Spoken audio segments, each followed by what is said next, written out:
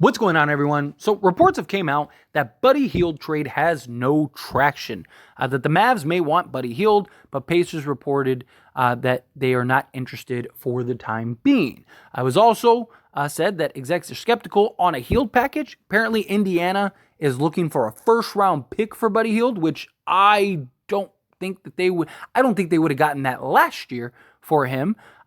Maybe they're looking at it as like, hey, the Lakers were willing to give up 2 first-round picks, but that we're also going to give up Russell Westbrook and get Miles Turner in the deal. So that's a big difference. But I don't see a scenario where they get a first-round pick for Buddy Hield, and it looks like the NBA feels that way too. And look, Buddy Hield is a solid player, one of the best three-point shooters in the entire league. He's still 30 years old, right? So he's got a good probably 5+ years because he is primarily a shooter. Right, he can do a little other things, but he's a guy that even in his later years kind of moving to like that Ray Allen role, right, where he's just kind of just spot up shooter that can knock it down. It's a guy that, was almost 43% from 3 last year, 17 points, 5 rebounds, 2.8 assists. He's a guy that could be very valuable on a lot of teams and in a lot of situations. The Phoenix Suns are interested in him. Dallas is interested in him. Those seem to be the two teams, but they don't really have ways to trade for him. I mean, Dallas does, but do they have anything that makes sense for the Indiana Pacers, which is why the reports make sense that, like, hey, they're not interested in anything that Dallas has because, like, what would they want, right? Like, but the problem with Buddy Hield is, one, he's a bit of a one-trick pony who he can help a lot of teams and give more offensive firepower, but how many contenders are looking at Buddy Hield as like he's the missing piece? He's the guy that takes us from, being a second or third round exit to actually hoisting the NBA trophy, right? And also, he's got 1 year left. So it also has to be a destination that Buddy Hield wants to go to, right? Because Dallas could go trade for him, and Buddy Hield's like, I don't really want to be in Dallas. I don't want to play for the Mavericks. So I don't want to, come off the bench or play 10 minutes a game behind Seth Curry and, Kyrie Irving and Luka and stuff like that, right? Or he might just say, I don't want to be there, period. And then now you're in a position where it's like, okay, well, now you basically have him on a 1 year rental, right? Where they should have traded Buddy Hield last year. I mean, I talked about that repeatedly.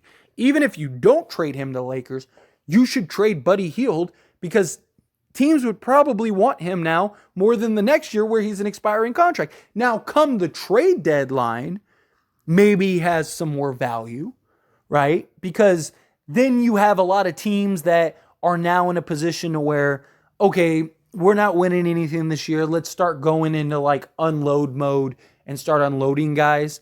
And then his expiring contract is like $18.5 million or whatever his expiring contract actually would have some value. But at the same time, Indiana, do they want to take on those pieces, right?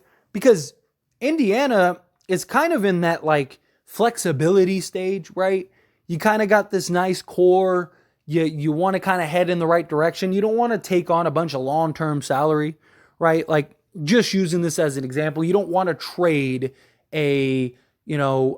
for a Buddy Hield for a Terry Rozier type trade where it's like, now you still got a couple years. Like, no, it just doesn't make any sense, right? So they would want to get something back that makes sense for them, whether that's a piece or a player that could fit alongside Halliburton and, Miles Turner, or maybe they're unloading Miles Turner or whatever.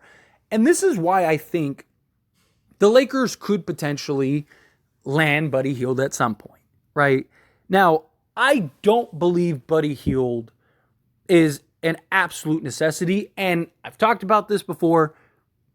If you're looking to trade Dilo for Buddy Hield, it makes 0 sense. Dilo is the better player in every way. And I broke all of that down in a video. I'll link that video down in the description if you're interested in that video. So I'm not going to go into detail about that. But Dilo is the better player. He's more versatile. He shot nearly the same percentage. He shot better percentage in a lot of areas, in a lot of categories than Buddy Hield did. And on like almost the exact same shot attempts, everything, right? So, and gave you more points, more assists. So, but that doesn't mean Buddy Hield doesn't have value. And to me, it depends on what are the Lakers looking for, right? Like if the only way I see a Buddy Hield for Dilo swap making sense is if the Lakers view Buddy Hield as a more long-term type deal, where it's like, okay, we're probably losing Dilo either way this year, and we want to move Austin Reeves to the point guard, right? Because the Lakers have talked about how they're interested in having Reeves kind of be on the ball more and kind of operate as their point guard.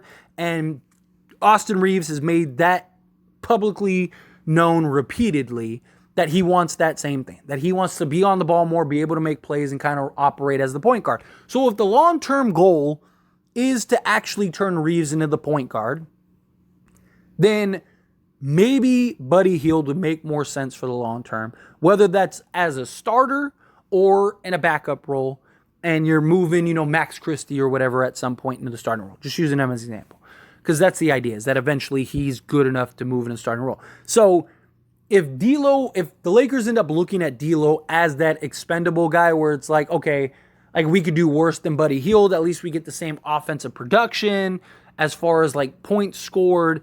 No, he doesn't need the ball the way Dilo does to be super effective at times, although Dilo is very good off the ball.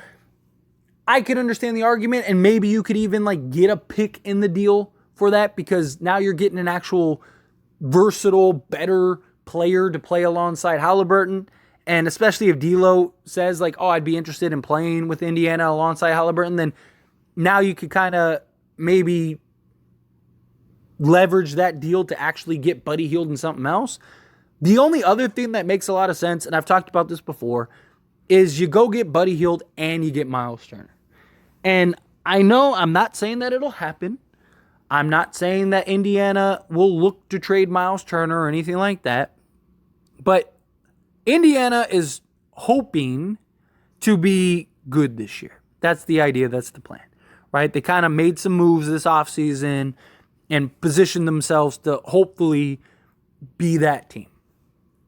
But Miles Turner has made it known he wanted to be a Laker. I mean, he said it publicly, like, hey, if I was the Lakers, I'd come get me, right? That's usually you don't say that unless that's something you want. The only reason he signed that deal with the Pacers was to get the bag and get locked up long term, especially when he realized the Lakers weren't going to trade for him, and he didn't really have much of a market outside of that, at least at the time. And if you're the Pacers and you're not very good, do you really want to be a middle-of-the-pack team? And then now you're going to end up having to trade Miles Turner at some point anyway, because he's probably not lasting through this deal. He's got this year and next year, right? And his contract actually goes down. So he's just under $21 million. Next year it drops down to just under $20 million. So if you're the Pacers, can you go get Dilo, Rui Hachimura, and like a first and a pick swap or something? That would make a lot of sense if you're the Indiana Pacers, especially if you're going into a bit of a like tank mode. Again, I'm not saying it'll happen, but I don't know if they're going to trade Buddy Hield anytime soon. They're probably not getting the deal done before training camp, which means they're going to go into the season with Buddy Hield, which means they're probably not going to be trading him at all till the trade deadline. And come the trade deadline, again, if the Pacers are fighting for a play-in spot or something like that, and they're not very good, it might be in their best interest to go and make a move to unload Buddy Hield to get something for him rather than losing him. And maybe the Lakers can, hey, you're not winning anything this year. We're, one of the better teams in the league. We're trying to push our chips to the table to go all in, try to go win this NBA championship. We love Buddy Hield. We love Miles Turner. Dilo and Rui makes more sense for your long term, right? Because you're losing Buddy Hield this year, and you're probably losing Miles Turner in the next year. So you might as well unload them now.